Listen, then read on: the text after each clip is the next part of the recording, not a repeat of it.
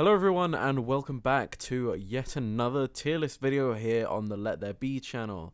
Today we're going to be ranking the discography of legendary electronic duo Daft Punk, who obviously are very much pioneers in the French house scene and sadly broke up as a group around 2 years ago now. But yeah, they have an absolutely stellar discography, not too many releases to go over, so this will be a shorter video. And without further ado, let's just dive right in with their debut album released in 1997, Homework. Now, Homework is obviously a very well-loved album by the fans, and it was very well received at the time. It's what blew them up, obviously.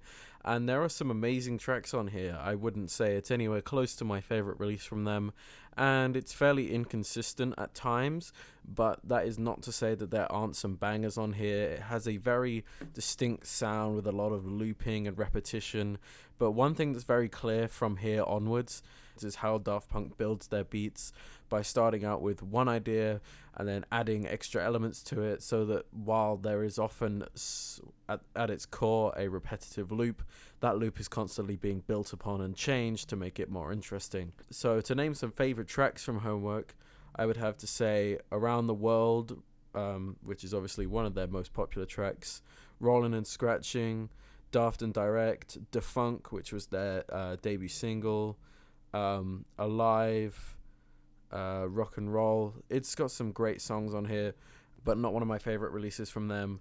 So this is probably heresy, but for now it's going to go into the B tier.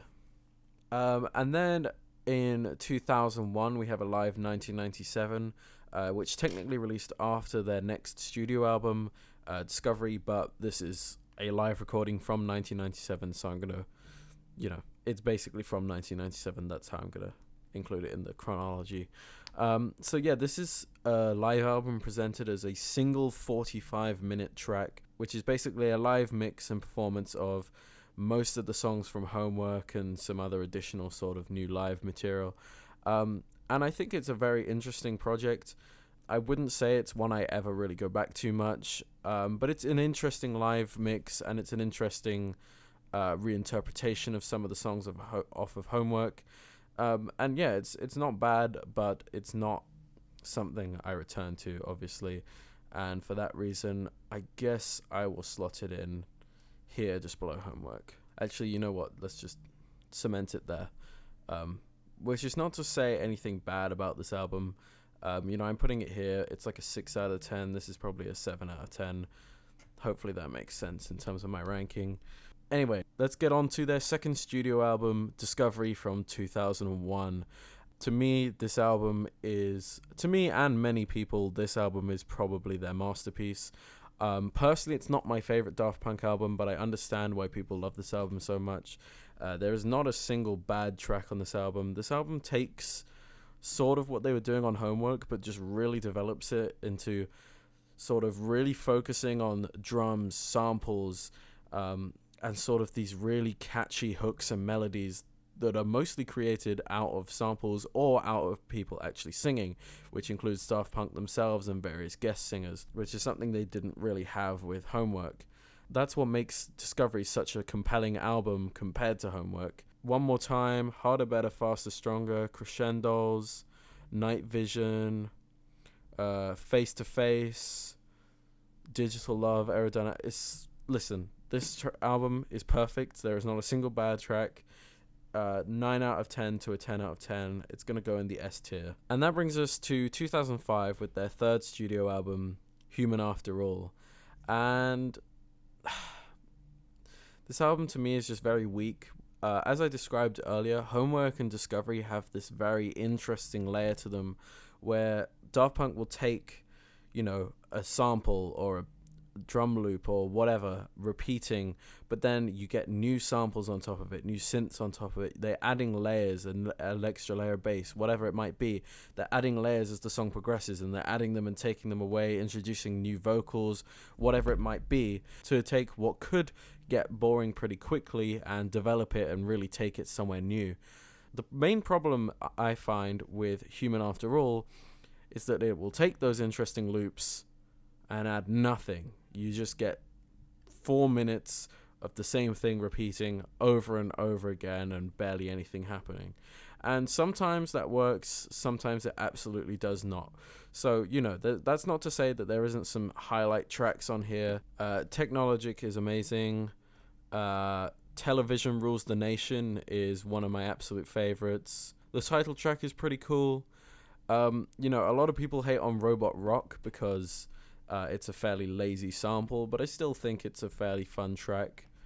But yeah, other than that, this album is not one I ever really go back to and sort of choose to listen to, and it just sort of meanders in mediocrity. It's like a 5 out of 10, 4 out of 10. It's going to go in the D tier for me. And, we may not end up with anything in A tier considering these next two releases. So their second live album, Alive 2007, released in 2007, and is pretty much the culmination of everything they were doing up until that point. So this is a live recording featuring various tracks from Homework, Human After All, and of course Discovery. And it really takes those songs and puts them into a new context, mixing them together, creating these new sounds. And you know what? This album, pretty much every version of songs from Human After All from this completely obliterate the original versions of those songs. And this album is just an experience from front to back. One of my favorite live albums of all time and one of my favorite albums of all time. This is an amazing project.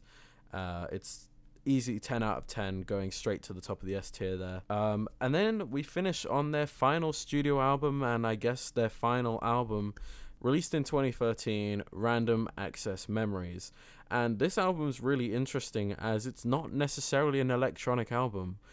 This album instead takes some of the funk, disco, soul influences that inspired their early music from Homework and Discovery, the type of stuff that they would sample, and makes an entire album of it, and it's a really amazing result. There's some really famous tracks off here like Get Lucky. Oh, I didn't even name favorite tracks from Alive 2007. You know what? The whole album's amazing. The Around the World, Harder, Better, Faster, Stronger mix, One More Time, Aerodynamic, Prime Time of Your Life, Brainwasher, Robot Rock. I can't read the whole title because I'm reading these off my phone. But there are a lot of songs in that mix. That one's really cool. Superheroes, Human After All, Rock and Roll, a couple other songs on that one, I think. Anyway, point is, that whole album fucks hard. Love it. Amazing.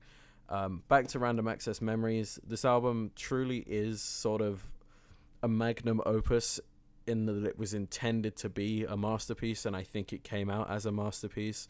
I could pick out any tracks on here as my favorites.